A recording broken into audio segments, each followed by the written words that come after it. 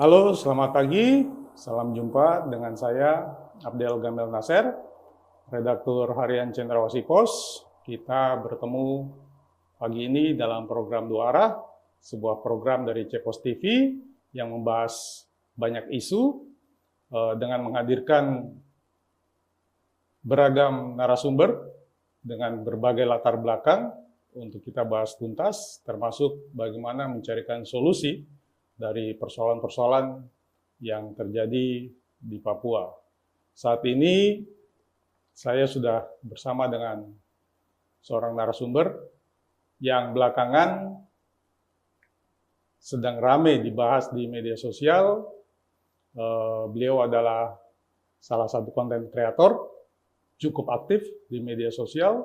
Beliau juga seorang motivator Papua, termasuk Ketua Lembaga Global Edukasi dan Ketua Yayasan Harapan Papua.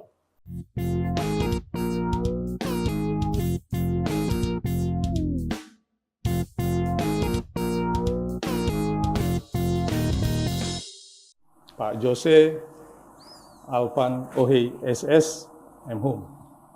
Apa kabar, Pak? Selamat pagi, Pak Gamel. Kabar baik, baik sekali. Saya lihat Pak Jose pagi ini lebih memiliki energi. Kita sudah bertemu 2 kali dan saya senang sekali. Saya banyak bertemu orang-orang hebat dan saat ini saya diperhadapkan dengan seorang motivator Papua yang saya hanya 1 kali nonton, tapi saya langsung tertarik.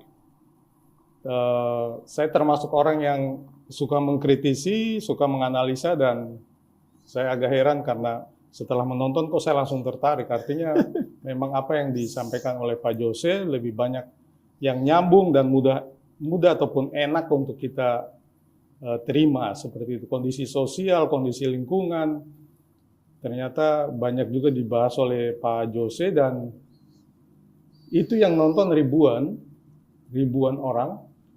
Dan saya senang sekali hari ini saya bisa bertemu kembali dengan Pak Jose. Kita pagi ini akan membahas banyak isu, tapi saya lebih tertarik terkait persoalan sosial anak muda ataupun generasi muda di Jayapura, di Papua, di era kekinian, termasuk bagaimana solusinya. Saya melihat sepertinya Pak Jose memiliki banyak cerita terkait kondisi sosial anak, kondisi lingkungan yang bisa kita berbagi. Setidaknya dari apa yang Pak Jose sampaikan, saya sangat percaya bahwa ada gambaran menarik, ada cerita menarik dan solusi yang bisa kita berikan untuk teman-teman yang menyaksikan Cepos TV. Seperti itu. Baik Pak Jose, saya mulai saja. Kita buat enjoy, kita buat santai. Ya, jadi diskusi 2 arah ini saya berharap nantinya teman-teman Cepos TV punya cerita baru. Apa sih yang selama ini Pak Jose amati dan Pak Jose alami? Saya dengar Pak Jose juga punya kelas yang mengajarkan banyak anak muda, generasi muda, dan ada cerita-cerita seru di situ yang Pak Jose alami. Kira-kira kita bisa berbagi. Saya memulai dengan aktivitas Pak Jose saat ini seperti apa? Bisa diceritakan, silakan. Terima kasih Pak Gamel. Jadi saya sebelumnya itu ngajar di sekolah, pernah di kampus, lalu saya masuk ke dunia ketenaga kerjaan. Tapi karena mengamati persoalan di Papua, khususnya di bidang pendidikan, ketenaga kerjaan, kewirausahaan itu kompleks. Jadi saya inisiatif untuk bangun satu lembaga dan buat aktivitas untuk melatih. Saat ini saya melakukan pendekatan ke kita punya anak-anak Papua untuk bantu mereka berkembang dari sisi manusianya. Sekarang bilang itu soft skill ya. Karena kalau bicara skill, kemampuan, keterampilan, sumber daya dari orang Papua, kita punya banyak. Yang saya dapati kurang atau butuh perhatian itu adalah soft skill-nya. Membangun mindset, etos, disiplin, hal-hal lain di belakang yang biasanya sulit diukur. Ya. Nah, itulah sebabnya pelatihan saya lakukan bukan melatih anak ngelas, perbaiki AC dan lain-lain, tapi melatih dia untuk kalau nanti dia punya keterampilan seperti tadi, dia bisa aplikasikan itu. Anak Papua itu kebanyakan lahir dengan bakat Tuhan, Pak Kamil. Jadi kita ajar sedikit saja, biasanya bahkan secara otodidak dia bisa. Tapi semangat untuk dia bangun pagi hari pergi, atau dia mencari pasar untuk menjual keterampilan itu, atau bahkan melamar pekerjaan itu susahnya bukan main. Nah, mendorong mereka untuk bisa masuk dan bersaing. Nah, disitulah saya beraktivitas. Jadi secara umum demikian, Pak Ganda. Iya. Jadi yang Pak Jose garap ataupun menjadi keseharian ini lebih banyak berbicara sumber daya manusia dan hal-hal fundamental sebenarnya. Iya, betul, hal yang menurut saya dan ya kajian di bidang sumber daya manusia justru itulah yang paling penting, itu dasarnya. Saya biasa cerita tentang tembok raksasa di Cina, Pak Kamil. Itu dibangun dengan tinggi, kokoh, untuk jangka waktu yang panjang sekali, supaya melindungi negeri Cina dari serangan musuh. Tapi dalam jangka waktu 1 abad, 100 tahun setelah tembok itu rampung, 3 kali bobol, 3 kali negeri Cina terlibat perang dan musuh bisa masuk. Bukan dengan membongkar temboknya, bukan dengan memanjat, tapi dengan menyogok penjaga gerbangnya. Karena pada masa itu Cina sibuk membangun tembok sampai mereka lupa membangun manusianya. Itu sama seperti kita saat ini. Pembangunan fisik penting, tapi yang tidak kalah penting atau bahkan dalam konteks ini jauh lebih penting adalah pembangunan manusianya. Menyiapkan. Orang-orangnya. Kita bangun jalan, jembatan, rumah, dan lain-lain. Tapi itu jadi mubazir karena manusianya tidak bisa menggunakan atau itu tidak bermanfaat. Umum sekali di Papua itu, lampu jalan, anak-anak sendiri kasih rusak. Iya. Di batas kota di antara Jayapura dan kabupaten itu ada tulisan selamat datang kota Jayapura indah. Wah, orang baru pergi foto-foto, besok kita lewat hancur.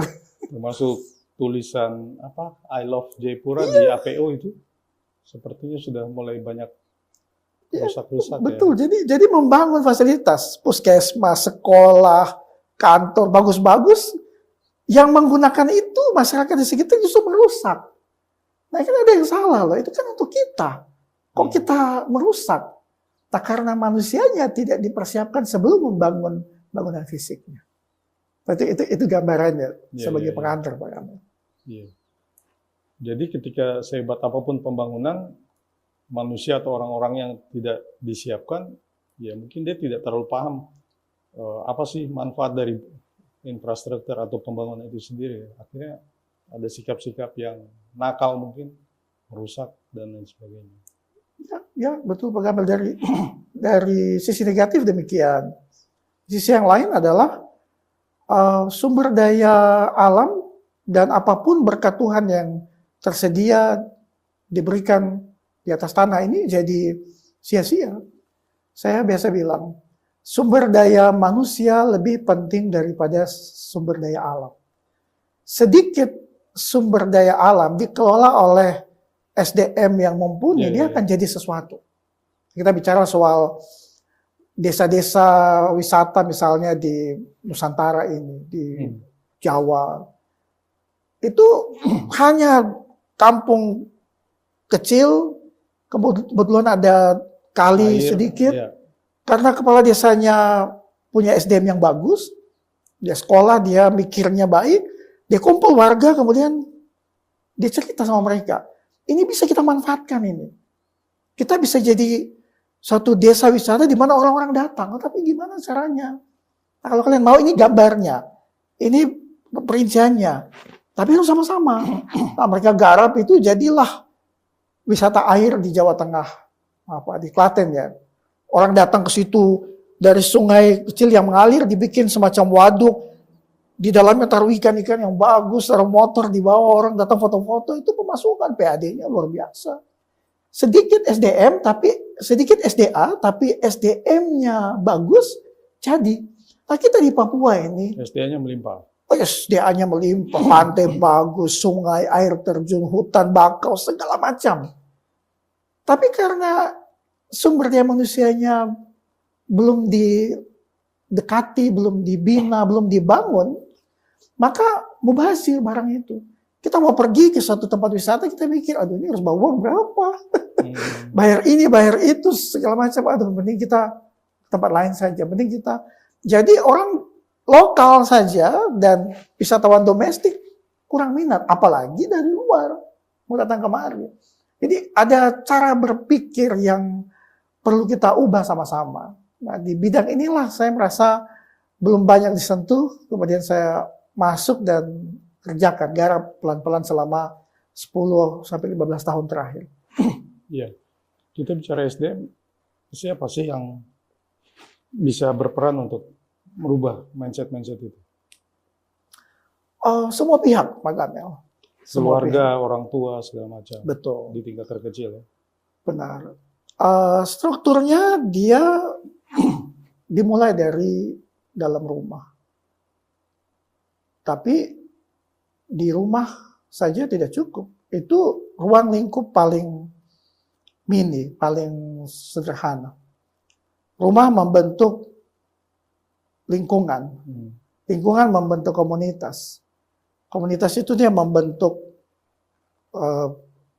area, region, kemudian kota, kabupaten, provinsi, sekarang tanah Papua ini.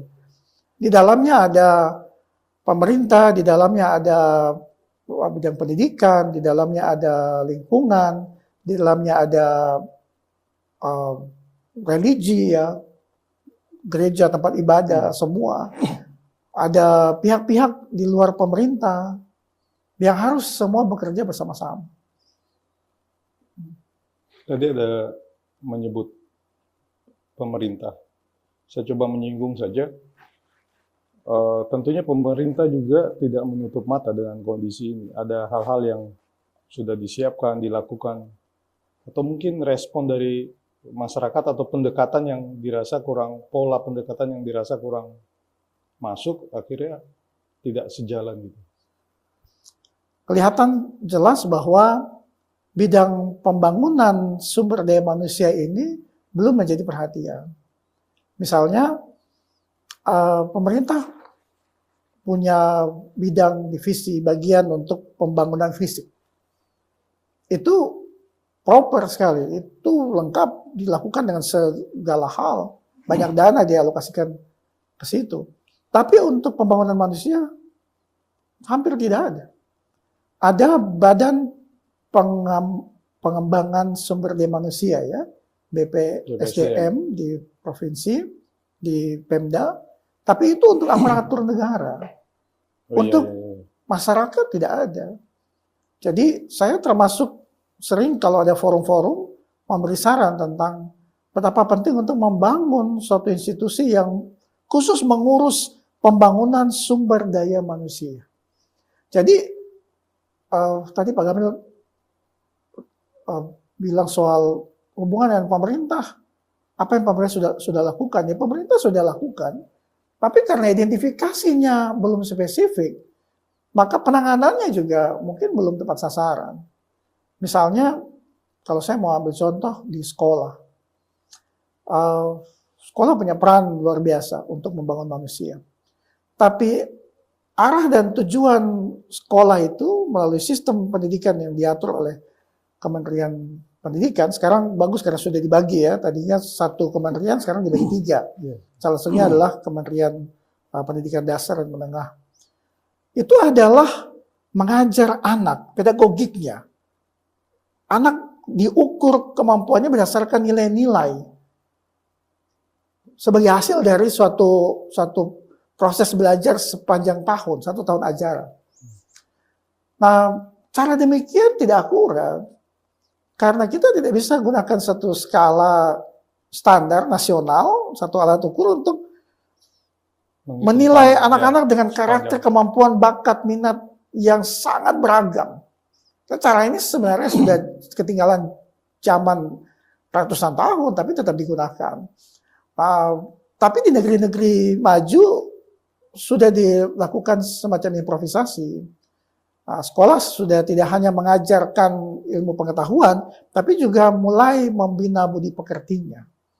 Misalnya di Singapura, di Finlandia, di Jepang, anak sampai usia kelas 3, 4, 5 SD itu fokusnya bukan membaca dan berhitung. Fokusnya adalah membangun manusianya, tata keramanya. 3 kali dalam seminggu, 1 minggu belajar, anak diajar bagaimana cara menghormati orang tua.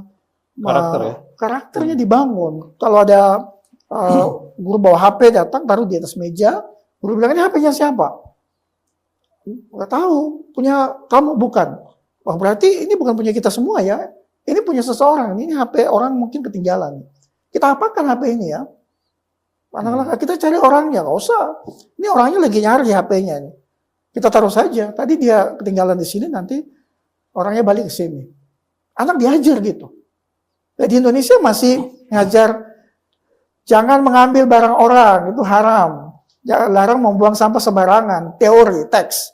Tapi prakteknya tidak.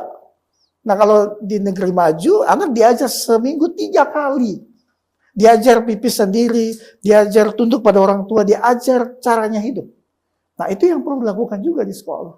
Pendekatan pembangunan manusianya diajarkan di sekolah.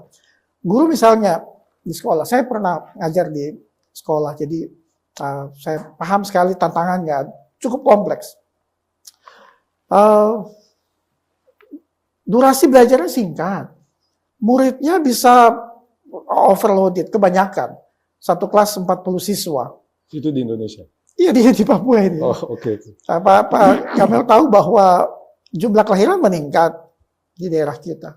Dimanapun di Indonesia ini. Tapi saya ambil contoh kota Jayapura. Tapi jumlah sekolah tidak pernah bertambah kan. Sekolah-sekolah ini dari zaman dulu, sekolah negeri, sekolah impres mungkin swasta ya, itu aja. Jadi setiap tahun sekolah kewalahan terima murid baru. Sekolah yang tadinya 1 shift sekarang harus bagi 2 shift. Pagi dan siang. Karena sekolah 2 shift yang masuk siang, jangan sampai dia pulang ke sorean. Jadi durasi belajarnya jadi lebih pendek. Tadinya mungkin 50 menit, 1 jam pelajaran jadi 40, sekarang jadi 30 menit, 35 menit. 35 menit itu berarti 2 jam pelajaran dia hanya 1 jam lebih sedikit, hanya 70 menit. Begitu 1 jam bel berbunyi, guru menuju ke kelas, itu butuh waktu, misalnya 5-10 menit gitu. Nah, sampai di kelas, anak-anak siapkan, mereka masih ngobrol segala macam, guru masih atur akhirnya semua. Terpotong, sisa berapa itu menit terpotong. lagi. Nah, dia mulai mengajar efektif itu berapa menit. Belum nanti anak-anak yang tadi, kondisi nanti kita bahas, dia bikin kacau di belakang, guru lempar dengan kapur atau spidol, usir keluar, dan drama lagi terjadi. Efektif jam belajarnya terbatas kan. Siapa yang dapat manfaat? Anak-anak yang duduk di bagian depan kelas. Manfaat apa? Manfaat ilmu pengetahuan yang diajarkan di papan. Guru tidak sempat bahkan mengajar semua materi ditugaskan kepada dia. Boro-boro dia mau bahas budi pekerti pada anak. Jadi begitu kompleksnya sistem pendidikan, bahkan tenaga pengajar pun jadi korban. Mereka tidak bisa berbuat banyak. Sehingga apa yang mereka lakukan untuk anak-anak kita sangat terbatas. Jadi anak sekolah datang, ya dia lebih banyak mungkin menyerap hal negatif. Mohon maaf kalau saya harus open. karena dia belajarnya yang di dalam kelas tidak maksimal, tapi dari teman-temannya, Pengaruh lingkungan ya. lingkungan teman-teman datang dan anak-anak bawa HP, tunjukkan yang aneh-aneh, maki segala macam. Dia pulang ke rumah, orang tua bilang, kok sekolah ini jadi tambah nakal, bukan tambah pintar. Itu kondisi kita, itu yang sangat memprihatinkan, Pak Gamel. Hal-hal inilah, kalau saya jabarkan nanti tidak habis waktu podcast kita. Ini yang sekiranya pemerintah sebagai pengambil keputusan, pemilik power, pemegang amanah rakyat dan negara bisa hadir. Identifikasi, diagnosa, tentukan cara terbaik untuk melakukan pendekatan, penanganan, dan pemulihan. Segera sebelum nanti kita menyesal. Karena ini pembangunan Papua ini bisa kita bilang dia ditaruh di atas fondasi yang rapuh sekali. Fondasi anak-anak muda yang goyah, yang tidak solid. Itu sangat memprihatinkan.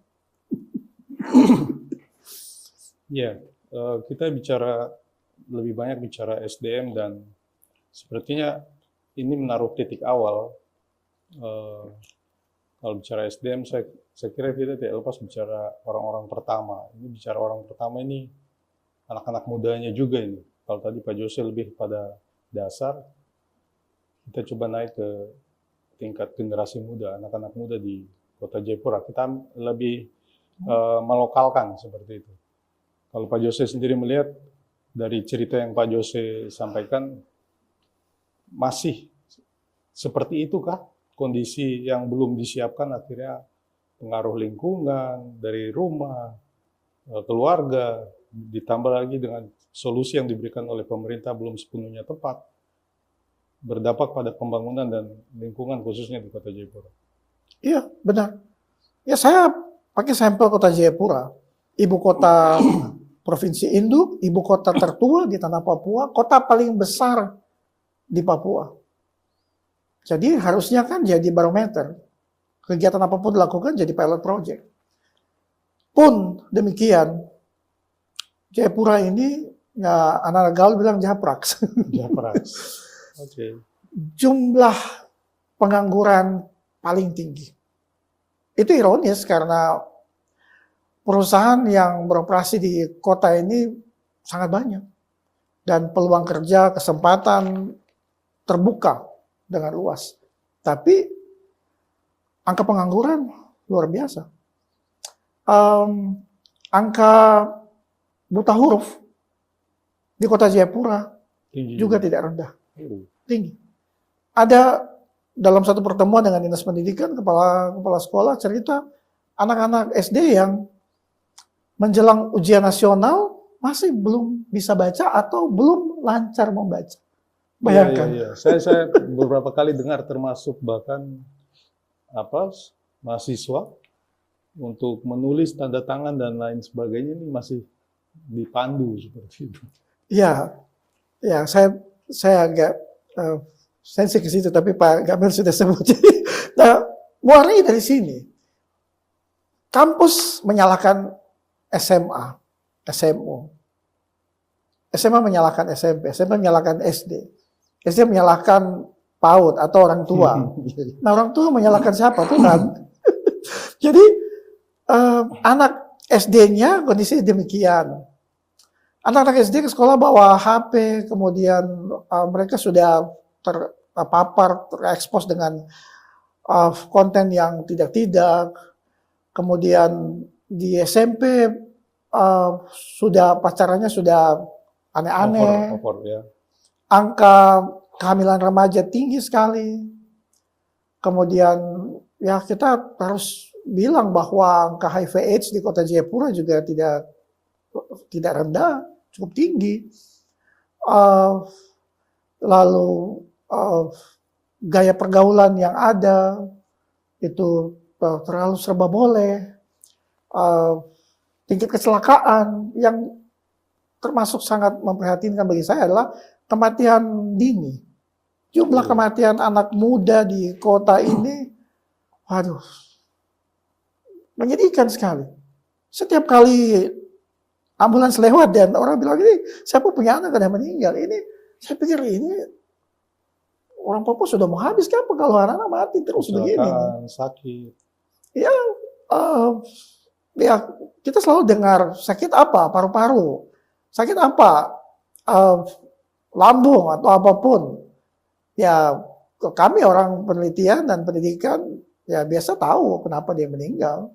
Ya ada penyakit menular tertentu yang dia terpapar mungkin berapa tahun lalu akibat pergaulan yang bebas. Dan kemudian penyalahgunaan alkohol, kemudian kecelakaan karena sakau.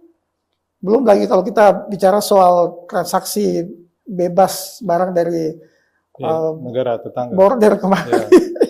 Itu terjadi sehari-hari saat saya dengan Pak Gamil sedang ngobrol di pagi hari yang indah ini.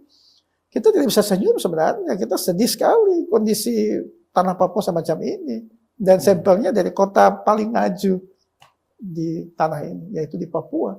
Jadi, tangani Papua, kita jadikan pilot project untuk semua daerah lain. Ini kita tidak bicara ketertinggalan ya. Kita tidak bicara kondisi akses sarana prasarana infrastruktur yang jauh mungkin di daerah pegunungan atau pedalaman. Tidak, ini kita bicara pusat kota Jayapura, sekolah-sekolah yang ada di sini, yang baru keluar sedikit mungkin dari kota ini, daerah AB Panteka di perbatasan dengan Kerom kah, atau yang di Waena kah, atau yang di Dok, ya ambil saja sampelnya dan kita akan terkejut dengan kondisi yang ada. Jadi ini bom waktu. Kita hanya menunggu saja nanti apa yang akan terjadi ke depan. Jadi kalau saya sering bilang, termasuk di media sosial, percuma kita keluar-keluar, kita ngobrol soal ini, soal itu, terlalu besar kita membahas proyeksinya bagus sekali, but it is too good to be true. Sementara kita berangkat dari akar fondasi landasan yang rapuh. Orang mengerti sistem perang, dia merasa ya silakan mau bicara seperti apa. Bagian bawahnya tidak solid kok. Kita dorong sedikit, angin datang tiup, jatuh semua. Dari banyaknya pembangunan, mereka justru tidak merasakan dampaknya dan mungkin dimanfaatkan oleh orang yang lebih mampu seperti itu, lebih paham. Sama sekali, sama sekali. Paling sederhana, pendidikan itu sudah umum, jadi yang secara diungkapkan itu ketenaga kerjaan. Wirausahaan itu jelas ya. Tapi saya pernah bekerja sebagai HRD di perusahaan nasional, buka cabang di kota Jayapura. Rekrut tenaga kerja cukup banyak. Anak-anak Papua? Tidak. Umum? Saya pengennya begitu kan. Tapi standarnya begitu tinggi. Waktu interview, tes, dan lain-lain, dari 100 anak Papua, tidak ada 10. Dan 10 itu nanti kalau dia bekerja pun, ya dia tidak akan bertahan 6 bulan. 3 bulan pun sudah hebat. Jadi peluang kerja, kue, ekonomi dan segala macam yang ada banyak nih orang bilang ini kota semua mimpi, orang datang kemari untuk adu nasib di sini dan mereka berhasil. Pemilik hak wilayah, anak-anak Papua, bahkan yang lahir besar Papua, itu tidak sepenuhnya dapat manfaat. Mereka kalah dengan rekan-rekan yang datang dari seberang dan karena cara berpikir, kemampuan, etos, disiplin manusianya lebih terbangun, mereka lebih siap untuk ambil dan peroleh manfaat dari kesempatan yang ada. Anak-anak itu cuma lihat, oh ada tes BUMN ya, oh ada penerimaan di sana, usah tidak tahu. Setiap hari pegang handphone. Pegang handphone setiap hari. Informasi dapat ya. Dapat. Harusnya informasi BUMN tuh dia bisa ketahui, tapi kok sudah selesai baru dia dapat. Dan seringkali dia tahu, Pak Gamel. Dia tahu, ada yang bilang, kan tidak pergi tes, kan ada penerimaan. Tapi siapa mau kasih bangun dia pagi hari? Siapa mau kasih dia ongkos untuk berangkat ke sana? Sebelum itu, siapa yang bantu dia untuk copy dia punya semua berkas yang ada? Dia bahkan tidak tahu cara nulis surat lamaran. Dia jago di medsos, buka ini, buka itu. Tapi dia nggak tahu gimana cara copy paste dokumen PDF untuk diedit, ganti namanya sebagai CV dan aplikasi bahan lamaran kerjanya. ada pihak yang disalahkan, dianggap kurang peduli terhadap mereka seperti itu. Iya, dan yang lebih dari itu Pak Gamel, kemudian kami hitamnya jadi teman-teman non Papua. Ada bahasa yang umum sekali ya. Nah, kamu datang dari luar bikin habis kita punya tempat di sini kamu ini. Ya, Makan pancuri. artinya kita tidak bisa menyalahkan siapapun waktu kita sendiri tidak berhasil untuk menikmati apa yang tersedia. Kemudian hasil itu dia dikelola oleh mereka yang lewat atau yang kebetulan datang. Ya, siapa bekerja dia mau memperoleh. Yeah. Saya suka bilang begini, afirmasi itu bukan menurunkan standar. Kita selama ini salah kaprah. Untuk Papua ini dong tolong jangan 8, jangan 9, 7 kalau bisa 6,5 gitu. Yeah. Karena Papua ini ya kita ginilah, kita terlambat, kita sarananya terbatas. Itu justru merendahkan. Afirmasi itu adalah memberikan penguatan kepada SDM-nya sehingga dia bisa mencapai standar nasional. Beda ya Pak ya. Yang satu memaksa standar nasional disesuaikan. Yeah. Dalam arti itu merendahkan kemampuan masyarakat lokal. Yang satunya adalah memperkuat sumber daya sehingga dia mampu. Ini mau tes ini. Anak-anak gimana? Mampu tidak dengan standar demikian? Wah, agak susah ya. Apa yang kita bisa lakukan nih? Kita kasih mereka les, matrikulasi, bimbingan, diberi dukungan, ada pelatihan, diajar gimana cara mengisi tes online dan lain-lain. Sehingga diharapkan waktu tes nanti, mereka bisa menyesuaikan. Oh, ada waktu untuk dipersiapkan dulu. Penguatan kepada mereka. Nah, selama ini yang disalahkan adalah pemerintah sudah gelontorkan dana, kesempatan sudah diberikan, sumber dayanya disediakan. Betul. Tepat sasaran tidak? Itu pertanyaannya. Waktu itu disediakan, yang mendapat manfaat siapa?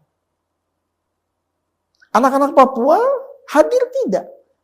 Waktu itu dikasih tersedia di kota Jayapura, di kota-kota lain, kabupaten. Sekarang ada ibu kota provinsi di DOB beberapa.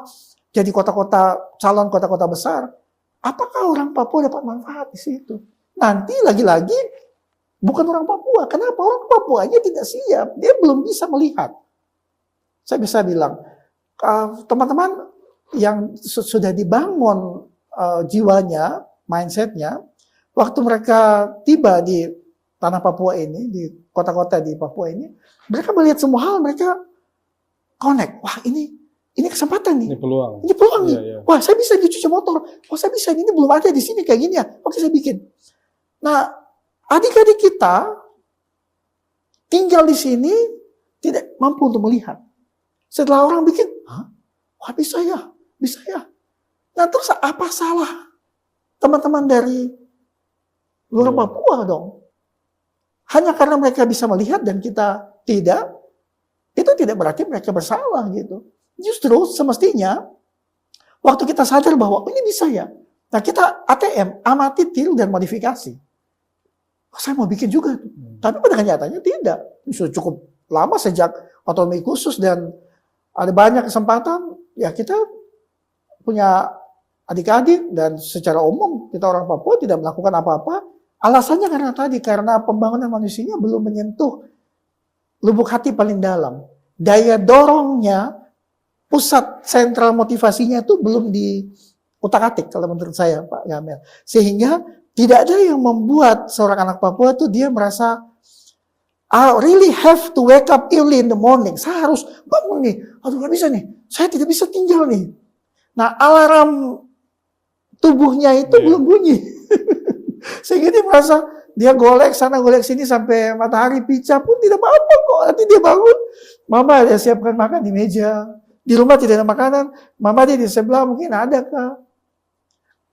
Kesadaran itu yang perlu kita tanamkan. Karena keadaan tidak akan terus-terusan baik untuk kita nih.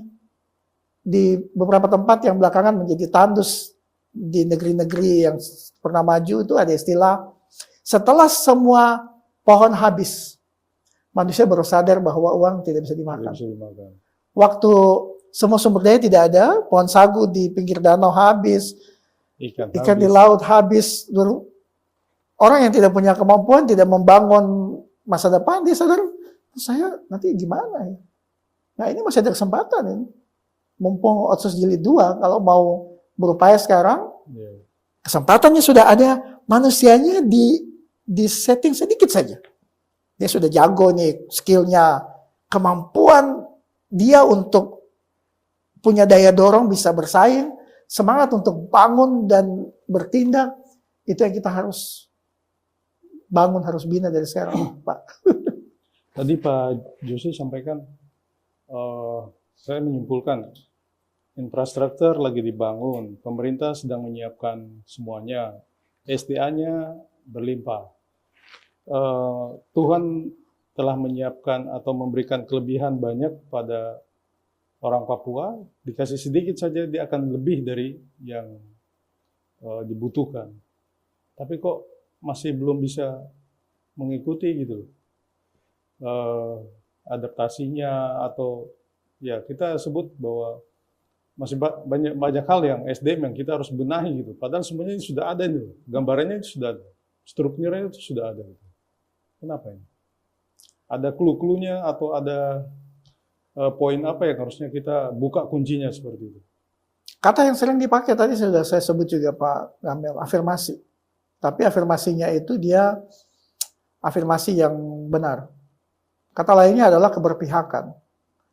Beri perhatian khusus kepada orang asli Papua.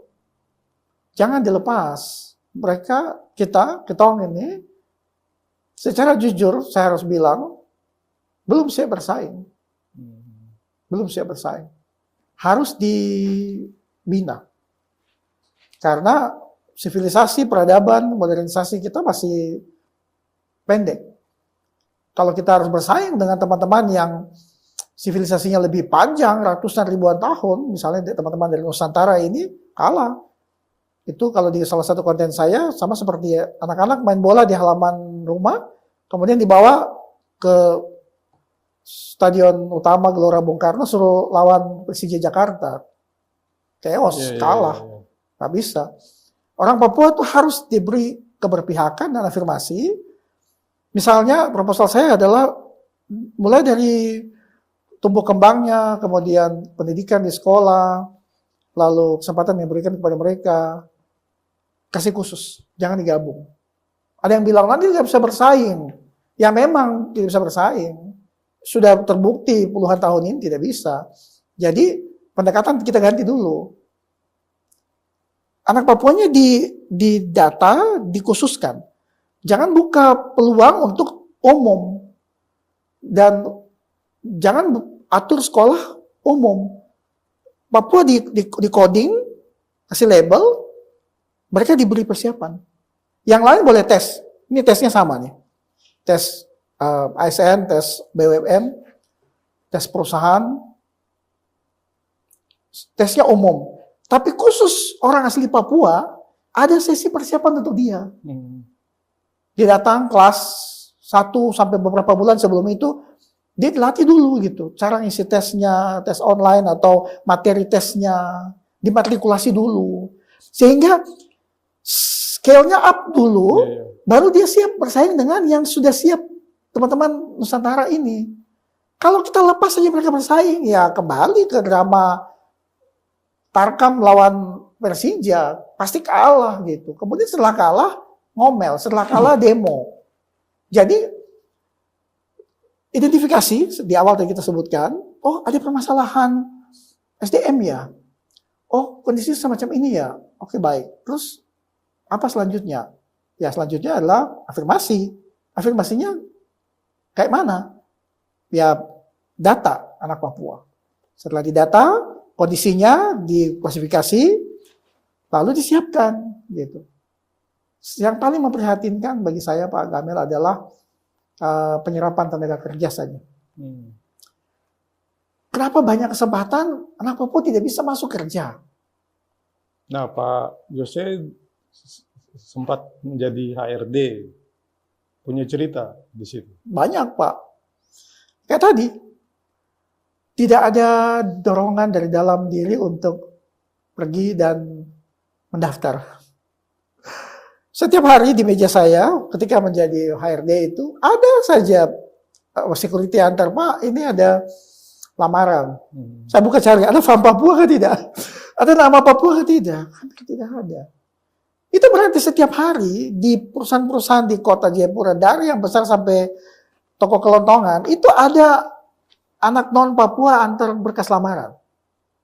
Padahal ruang itu sudah ada ya. Persediaan dan limpah. Mereka antar, satu hari itu mereka print, kemudian siapkan 10-20 berkas, mereka antar. Besok mereka antar lagi, nanti mereka cek gitu kan.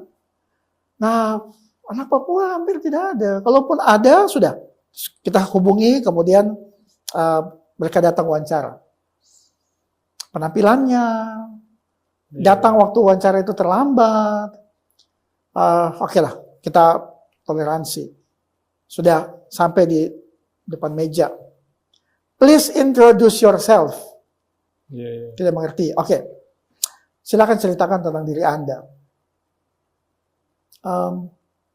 Paham maksudnya? Nama saya, bukan. Kok nama saya sudah tahu di sini. Nama lama saya mau cerita. Kau ini siapa nih? Kan saya mau kasih kerja nih. Cerita dulu, kok jagonya apa? Aduh, tidak tahu Bapak. Pokoknya Bapak terima saja. Nanti baru Bapak lihat. Oh, tidak bisa. Sambil garuk-garuk kepala ini. Jadi, nah ini untuk saya HRD-nya. Teman-teman lain mana mau kayak gini. Nanti oke, sudah. Ada tunggu dulu ya. Atau mohon maaf ya.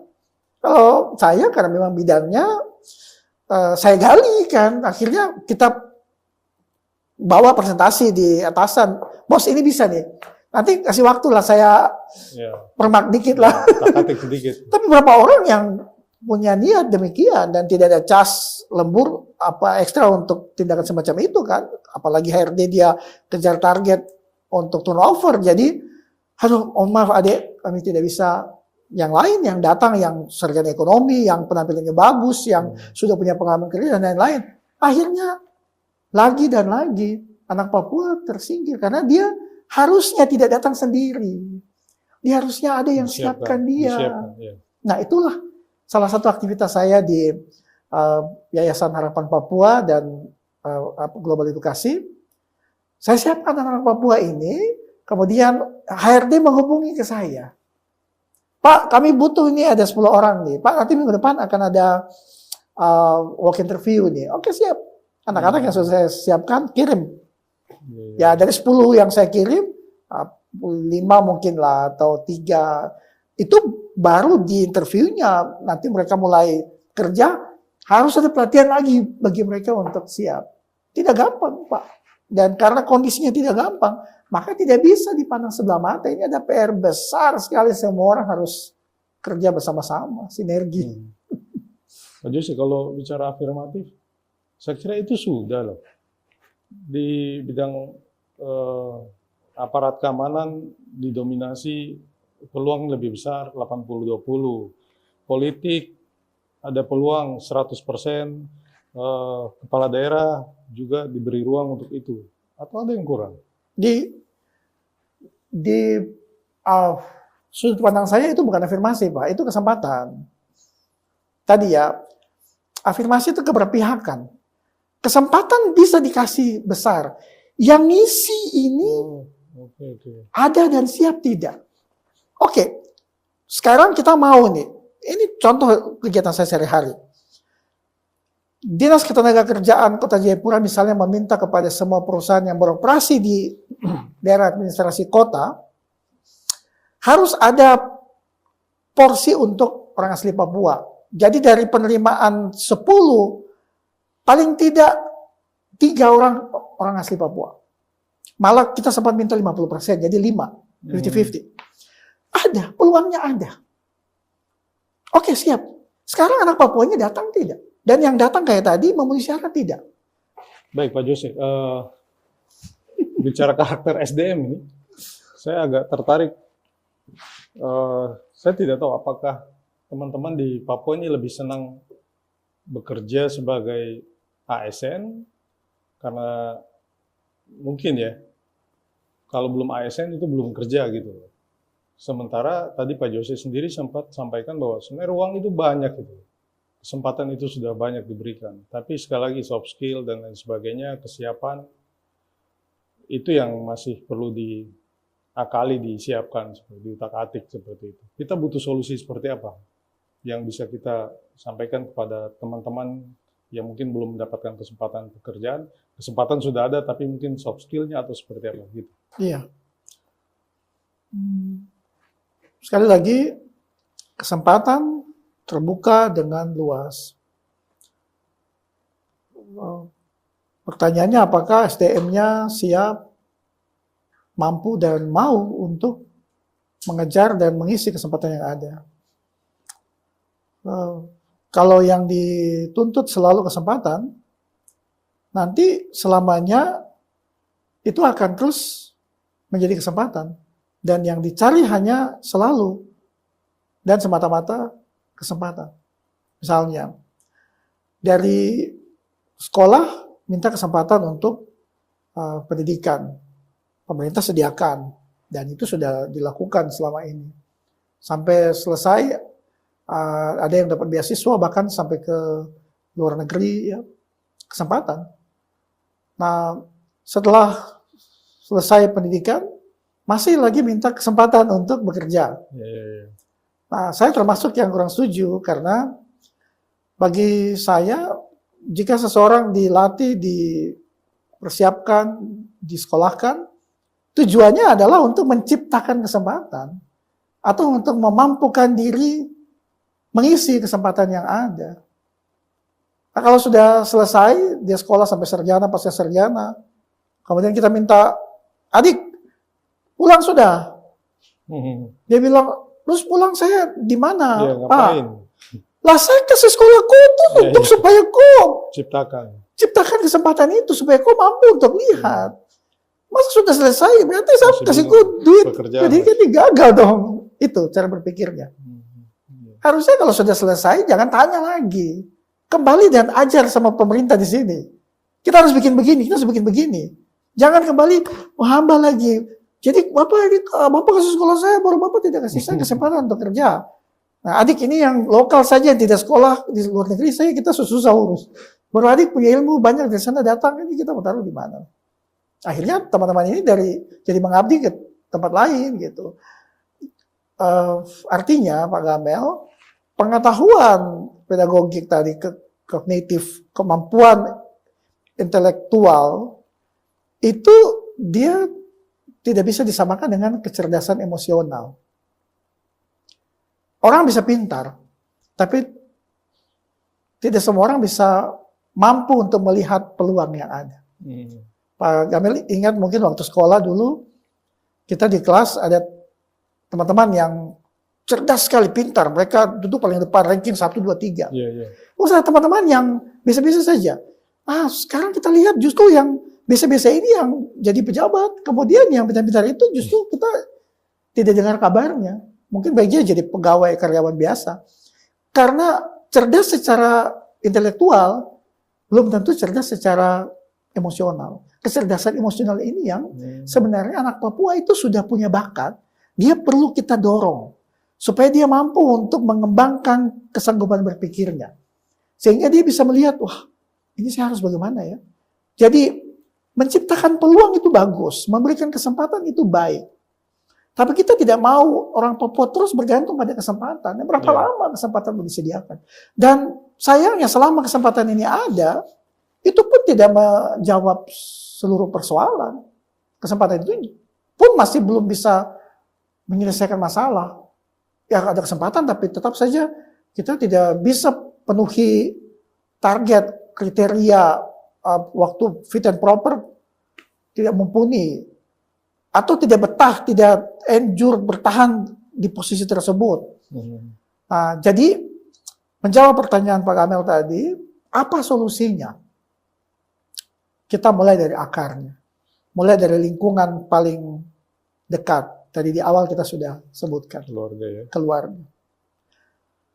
Pemerintah perlu melihat, tidak hanya pemerintah, saya sebutkan pemerintah itu bukan mengkritisi, tapi memohon agar pemerintah menggunakan kapasitas dan powernya untuk melibatkan semua pihak. Karena kalau pemerintah yang bikin itu lebih menarik ya, ketimbang kalau ada pihak-pihak independen.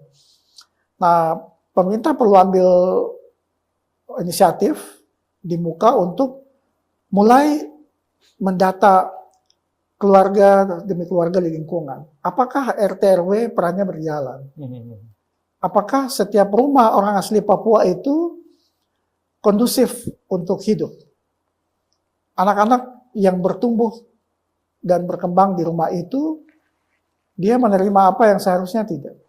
Atau jangan-jangan rumahnya terlalu kecil, penghasilan terbatas, hanya satu orang yang produktif. Sementara di dalam banyak sekali.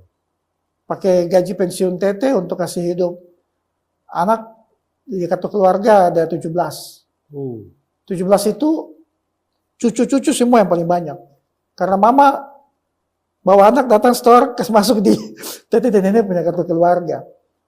Keluarga dari kampung datang, sepupu, semua tinggal di rumah kecil itu. Itu salah sederhana seperti air galon, seperti token listrik saja, di rumah bisa baku maki sampai mati-mati barang, hancur. Nah, lingkungan seperti inilah yang menjadi akar penyebab manusia Papua yang kita lihat di jalan Bakalai, kecelakaan, mabuk, narkoba. Kalau kita paksa dia masuk kerja, dia pukul atasan dan segala macam. Kita lihat, kok anak yang sehat, kok cerdas, kok. Tapi kita tahu tidak, dia berangkat dari rumah seperti apa. Kalau di rumah, dia pulang ke rumah, dia ada kamar sendiri. Listrik di rumahnya tidak sering bunyi.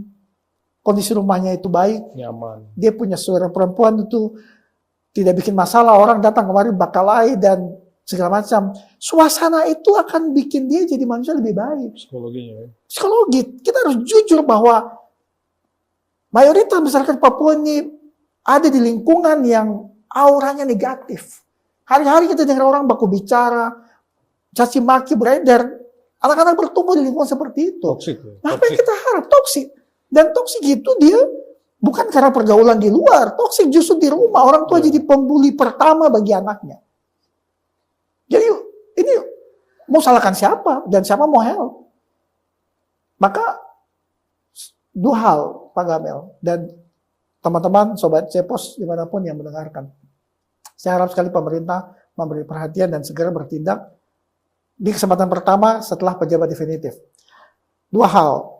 Satu, kita orang Papua harus jujur dulu bahwa kita butuh bantuan. Kita jangan terjebak dalam paradigma kita punya semua, kita hebat, kita betul. Secara kesempatan, peluang, bakat Tuhan, berkat dan segala macam, kita diberkati. Tapi secara sarana dan hal lainnya kita butuh support.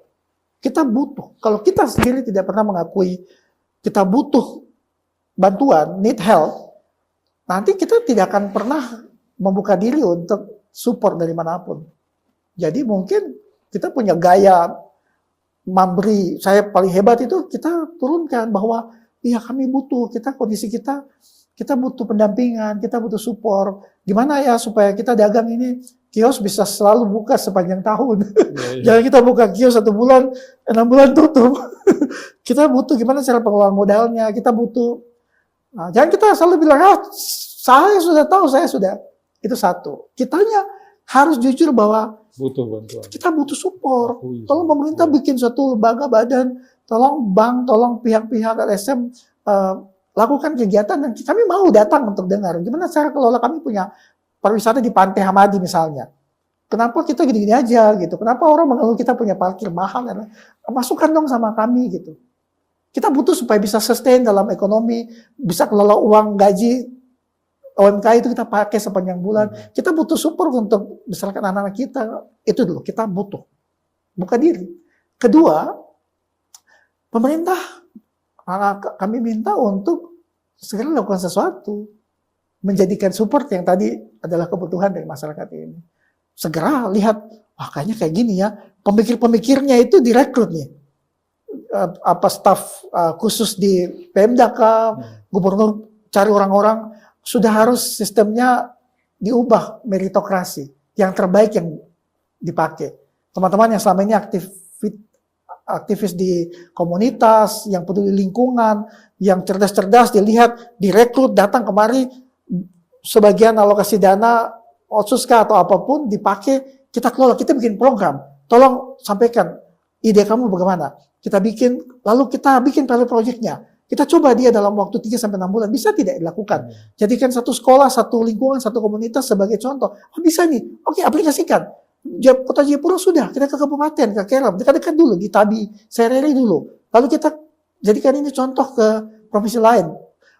Bawa dia untuk presentasikan di kementerian, depan presiden. Papua harusnya menggunakan sistem pendidikan semacam ini, pendekatan tenaga kerja seperti ini, kewirausahaan yang model pendekatan lokal semacam ini, itu harus dilakukan. Tidak bisa kita bilang, oke, orang Papua sudah bisa, sudah siap, ini sudah modern, kita kasih kesempatan yang sama, kita berikan, silakan bertanding. Ujung-ujungnya kita akan kalah, karena secara jujur kita butuh bantuan, kita masih kalah start dari teman-teman yang lain.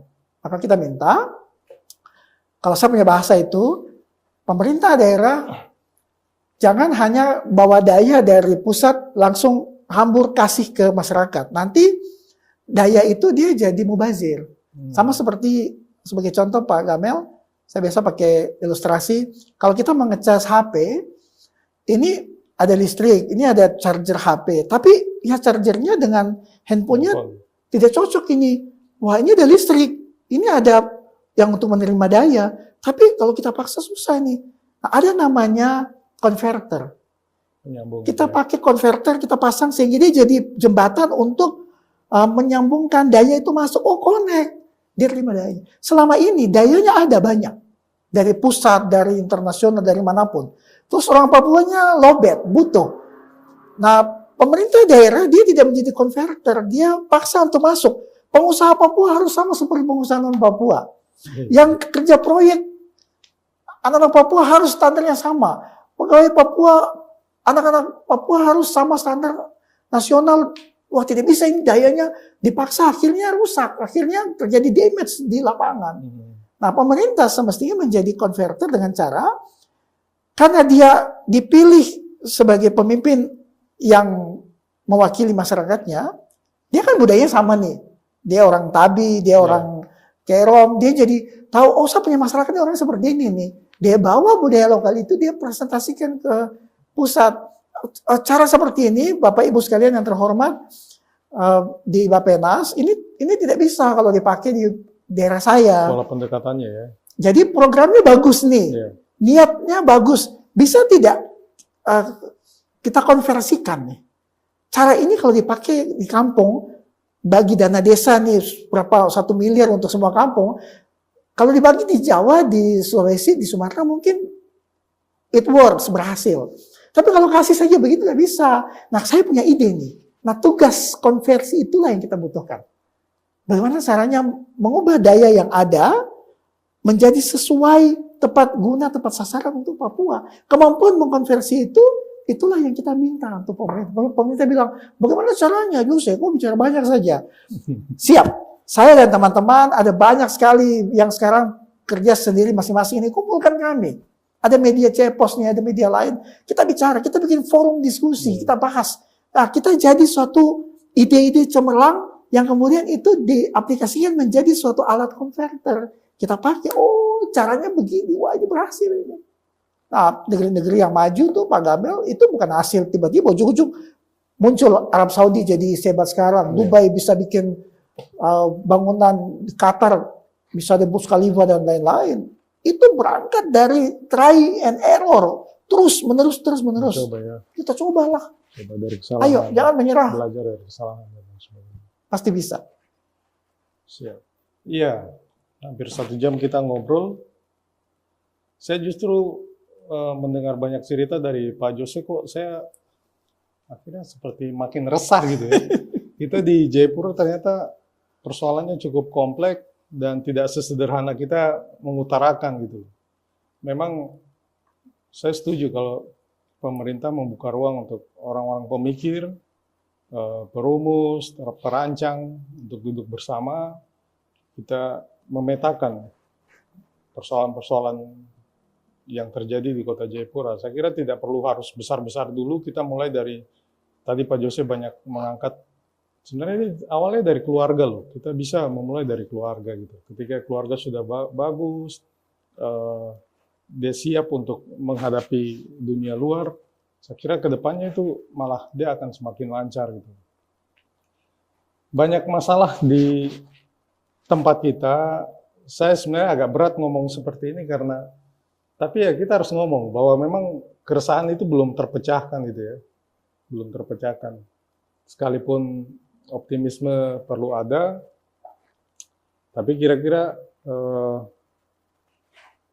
sedikit saja Pak Jose, apa yang perlu kita lakukan? Akademisi ngapain, pemikir ngapain, Pak Jose ngapain, saya ngapain, pemerintah ngapain, keluarga ngapain, seperti itu. Sedikit saja, silakan. Pemerintah identifikasi penyakitnya, persoalannya, kemudian kumpulkan orang-orang bisa berpikir, bahas, petakan, ya, mapping, kemudian eksekusi. Dari skala kecil saja. Tadi tadi Pak Gamil sebut saran RT harmonis. Ada lomba RT bersih ya, lingkungan bersih, rapi. Tapi RT harmonis. Tapi harmonis. Ya, jangan sampai lingkungan bersih, kalimatnya malah pedis-pedis. Bersih itu kan tidak hanya secara fisik, moral, ya, emosi. Percuma rumah bersih, lingkungan got lancar, tapi anak-anak di situ bahasanya caci maki saja. Akademisi lebih banyak meriset dan kalau bisa akademisi jangan cuma di ruang tertutup, harus cari corong, toa untuk menyatakan hasil risetnya. Saya setuju. Jadi ilmu pengetahuan jangan disimpan. Jangan disimpan, diaplikasikan. Iya, sekarang ada banyak pipa, bisa pakai YouTube, bisa pakai TikTok. Seperti yang saya lakukan, saya sebenarnya meniru Profesor Gita Wirjawan, Rocky Gerung, itu bagus, siapa namanya yang dosen dari Inggris. Ya, mereka akademisi, kemudian mereka merasa ini ilmu kalau dia hanya sebatas universitas, ruang lingkupnya kecil. Kita pakai, dan ternyata manfaatnya banyak. Saya mau sebutkan sedikit bahwa kemarin dari Adelaide University di Australia membuat kegiatan menggandeng UNCEN, kemungkinan Fakultas Ekonomi. Mereka bikin forum diskusi membahas satu konten saya untuk Mama Papua. Saya diundang Zoom meeting, saya tidak sempat hadir karena ada kegiatan lain. Nah, dikirim artikel yang mereka sudah susun berdasarkan konten itu.